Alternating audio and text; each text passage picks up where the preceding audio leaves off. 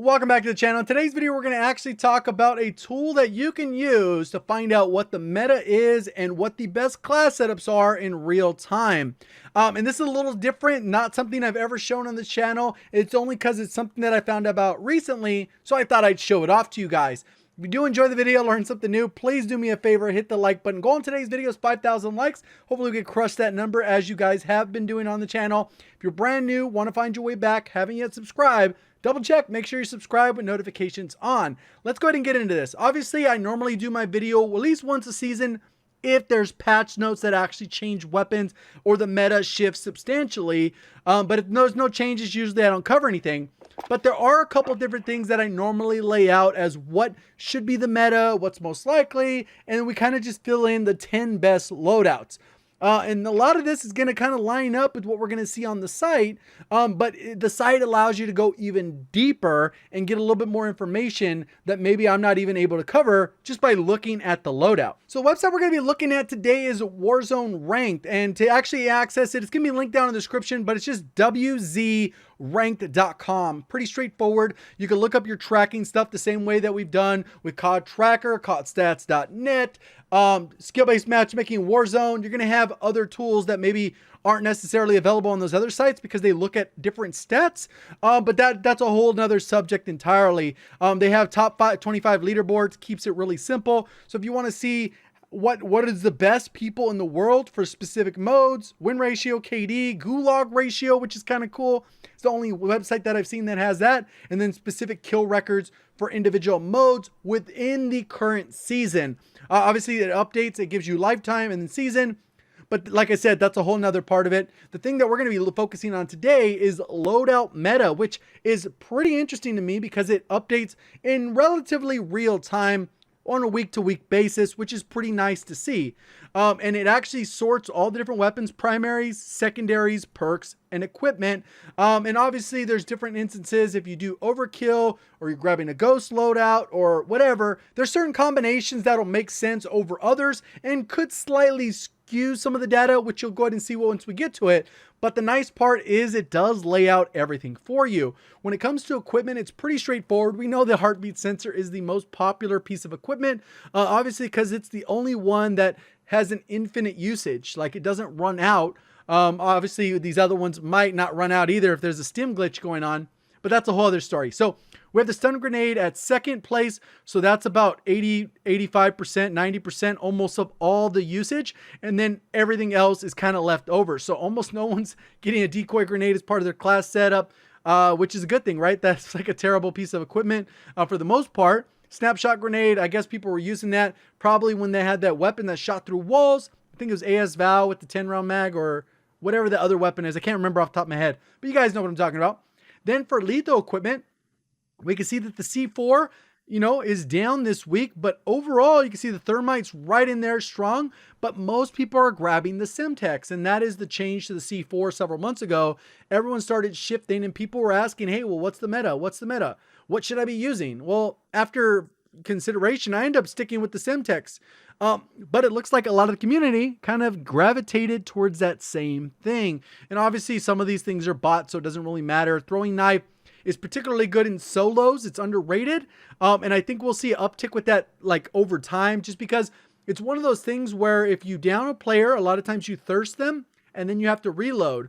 What you're seeing a lot of top players start to do in solos is they just use a throwing knife because it's unlimited. When you throw the knife, you kill them off, and then you grab the throwing knife back, and that's allowed to thirst all of your kills essentially. So you don't have to waste that ammo, and say in case someone runs up on you, you have ammo in the mag and you're not getting third-partied and killed. So that one you might see tick up just because I've seen more and more players start to use that, which obviously content creators influence the meta to a certain degree.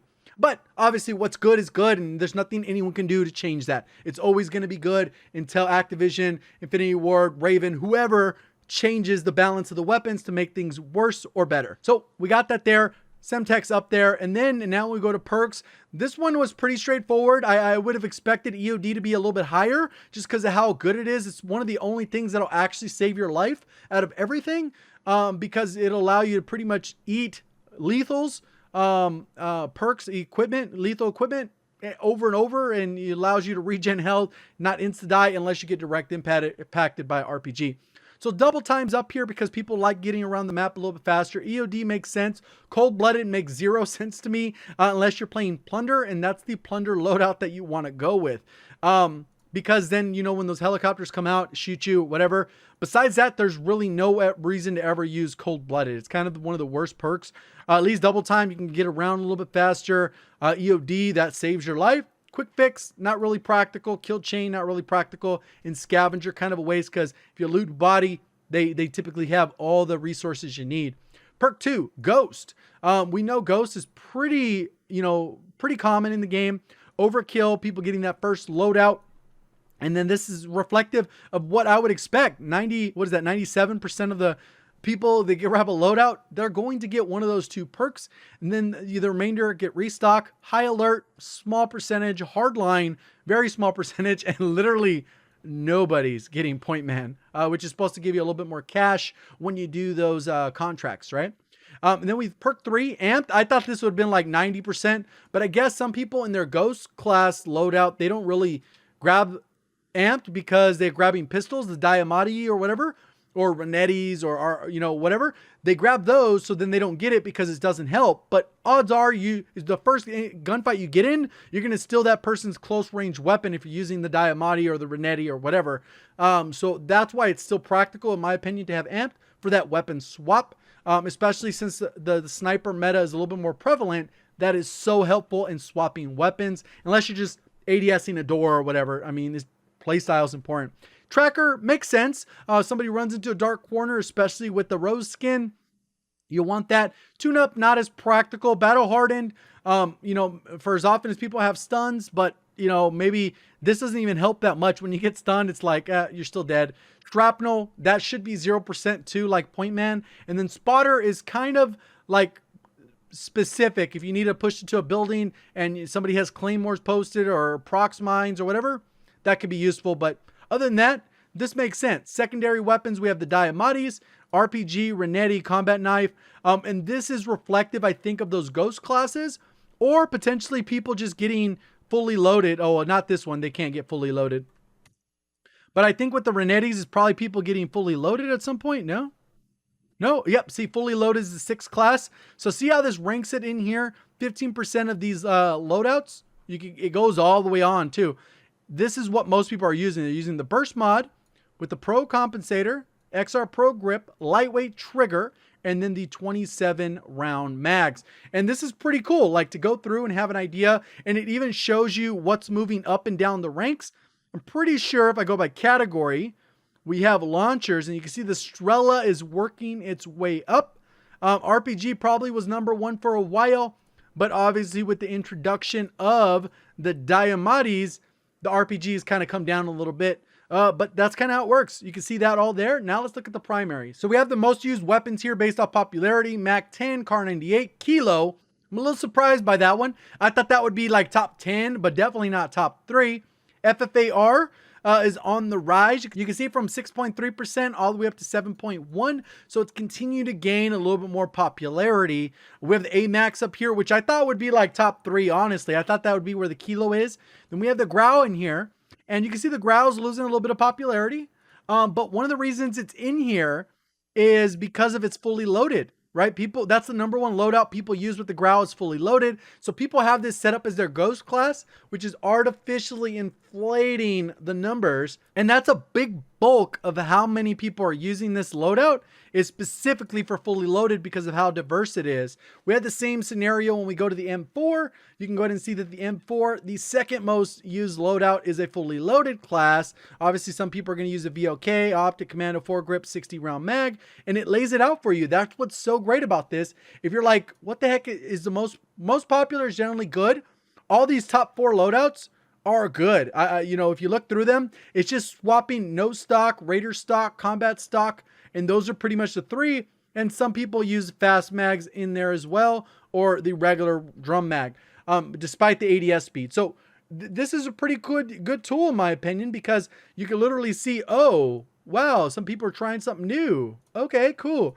Because you can see right here, last week the Grau was a little bit more popular, and then now, boom, FFAR stepped in. And I think as the weeks go on, certain weapons will slowly fall and certain ones will come up based off people realizing how good they are. I think you could imagine this with certain weapons like the Origin, literally at the bottom, and then as soon as it became floor loot, you know?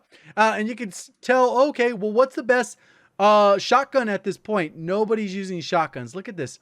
Out of the loadouts, we have the Gallo is #1 being used, and then we have the Street Sweeper, the R9, the Origin, the Model 680, and then we have the Jack 12. And the 725 is on here with the 725 is not used at all. The Hauer is not used at all. VLK Rogue. So it's kind of interesting when you look at the bottom of the list of weapons that are just literally not used. People are telling me the KSP slaps. Nobody is using that. Striker slaps. No, it's not. SA87.